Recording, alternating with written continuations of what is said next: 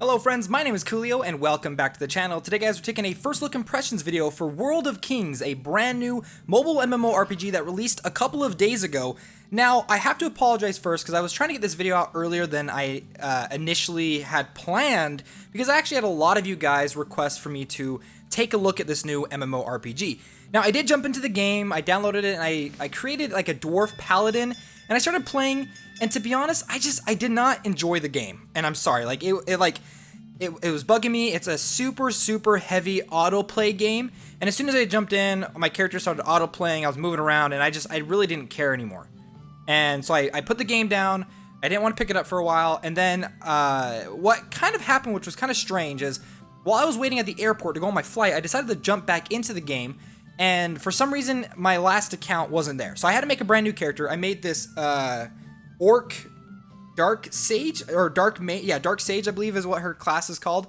And suddenly I started having a lot of fun with the game. I was actually really enjoying it, and I think it's because of the class I ended up picking. So I decided to look past the autoplay mechanic behind the game and wanted to take a deeper look and actually kind of invest some time into it. And I actually ended up finding out that I had a lot of fun with this game. I was actually really enjoying myself, and I actually really like this class. The main thing I like about this class is it's like self-sustain. Oh, somebody's invited me to a team. Hold on. So what I actually want to show you guys first, I want to show you some of the pros about the game. One of the biggest reasons why you'll probably want to jump in and play a game like this. Let's go ahead, head on back. We're going to go to, oh man, I don't remember where it is, how to get back. Switch character, yep. Confirm. We're going to go on back to the character login screen, because I think one of the biggest highlight to this game is the amount of customization with your class, as well as like the cosmetic items you'll eventually unlock as you're playing through the game. The game it's not very pay to win. I haven't really come across a lot of things, like, in fact, the developers like really focused hard like on trying not to make it a pay to win game, but there are a lot of cosmetics that you can buy. In fact, I even dropped down a few bucks to get some stuff because some of these things are really cool. But the first thing I actually want to show you is the amount of customization options available to you right from the start with your class and character combinations for your races. So these are the dwarves. Now, each class is not gender locked. That's a huge highlight. A lot of games, I feel like lately, have gender locked races or gender locked classes. So you got the dwarves, you've got the orcs, which they don't really look like orcs. They're more like some type of animal feline combination type thing, but they're still pretty cool looking dudes. Then you've also got the high elves, I believe what they're called, or the elves. Each of the classes have their own different animations when they like jump in, which is pretty cool. And then the final one is the humans. And so each of them, you got male and female. Fantastic, because like I said, there's not a lot of games out there that actually have that kind of those kind of options for you. And you think that's kind of like a basic thing, but the fact that I have to point it out as a highlight kind of proves to you. Now, not only that, but there's a total of 9 different classes that you can pick from, with each of those classes having 3 separate advanced classes beyond that, which is like mind-blowing. So you've got the warrior, you've got the fighter, you've got the rogue, the wizard, you got the mage, the dark sage, the cleric, the paladin, and the archer. And each of those classes, like I said, have 3 awakened classes to continue to branch out from there. So for example, if I were to pick the archer, I could eventually go down the path of a bard, the path of what's one's this? Oh, the archer right here. The path of the bard, the path of the marksman, or the path of the demon hunter.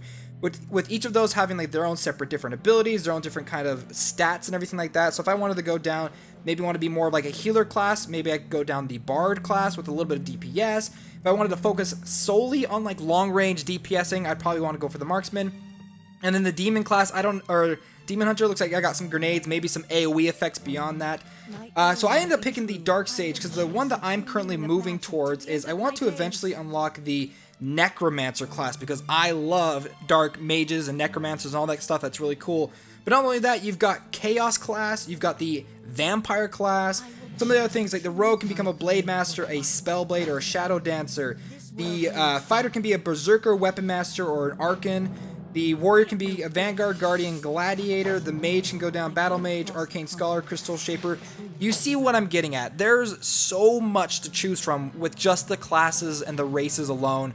that, like, I have to give serious major props to the developers for having this many different classes. In fact, when I found out that you could do multiple classes like this, like you can even awaken them even further, I was like, okay, I'm definitely going, I'm going for Dark Sage. I'm going to become a Necromancer. So let's go ahead, head on back. We're going to jump into my character.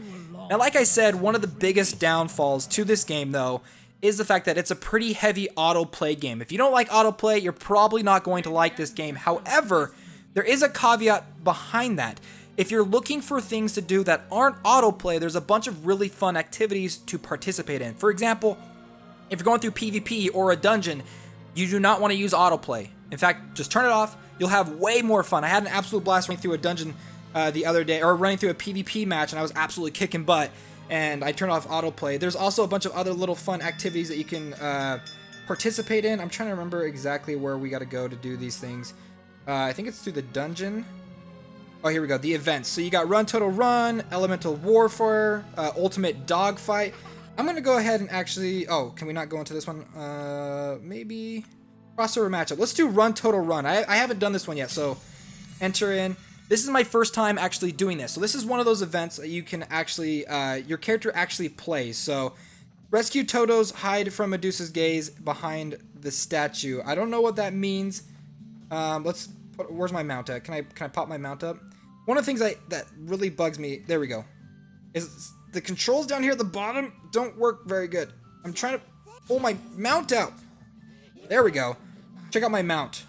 I paid like $2 and I got this mount. It's freaking sweet. Also, the mount flies. It's not gonna fly here, but it flies and it's amazing. So let's go ahead and run over here. And like I said too, one of the other big highlights of this game is there's a bunch of customization. Some absolutely insane. Let's see. What do we got to do over here? We're supposed to get off. I got to get off my mount, but it's not. Oh, we got to hide behind. Oh, suck. See, I got to hide behind the stone statues. I was not paying attention. Okay, so we got to go through. We got to grab these. We got to grab these guys, I think. Rescue Totos. Okay, we got a speed boost. Oh, grab these. I'm sure those are important. Do we just... Oh, we gotta hide. We gotta hide behind the stone statues. We do not want to get turned into stone. So if you don't want to play auto combat things in this game, there's the option of... Oh, rescue. There we go. There's the option of playing a lot of these event type quests where they're actually like a lot of fun. They've got this total run that I've actually never played before, so this is actually brand new to me. Like the PvP is a ton of fun. There's like one where you have to push like a cart. Then there's like, oh, we gotta hide behind it. Sorry, little Toto dude. There's another one where we're flying on broomsticks and we were fighting a dragon. I felt like I was in like Harry Potter or something. So that was a lot of fun too. So basically, when it comes to this game, a lot of the downsides to a lot of MMOs in general is the fact that you have to grind your way through a lot of the early game levels. And I think with this game, they're trying to use that like auto combat, auto questing and stuff to kind of get past that. And it's annoying. Like I've played games where you don't necessarily have to have auto combat on, and you can have a bunch of fun with interesting quests. This game, the main storyline, the main quests and stuff, they're not that interesting. You go here, kill that, go here, kill that. But I will say, the game has some absolutely fantastic sound design. Some, like, seriously, like, some insane sound design in this game.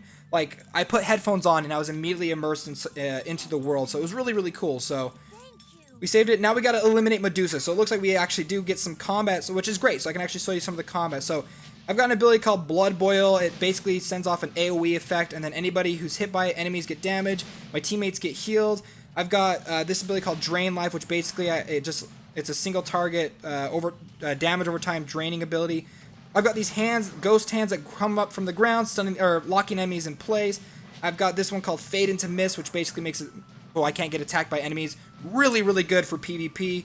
I can't remember what Shadow Man does. I think it's like an instant heal ability for one of your characters. And I've got this extra ability, Life Feedback, which gives me mana and life back. So there's definitely a lot to the combat. And I think you basically just need to find the class that you enjoy and then make your way beyond the simple fetch quests and the main story quests to actually find fun gameplay elements in this game. Because if you're just doing the main quest line, you're not going to have a lot of fun behind it. But if you go out and you do these PvP events, if you do these special events like I'm doing right now, you can level up, you can get rewards, you can get a lot of stuff, but you got to do it yourself. You got to get past the mentality of just basically going through the game's main storyline. but you do have to do the main storyline because there's a lot of stuff that eventually unlocks as you go through it. So you do gotta you gotta push past that grind. But if you want to find the fun in the game, it's definitely there, and I definitely think it's one of the better mobile MMOs out there.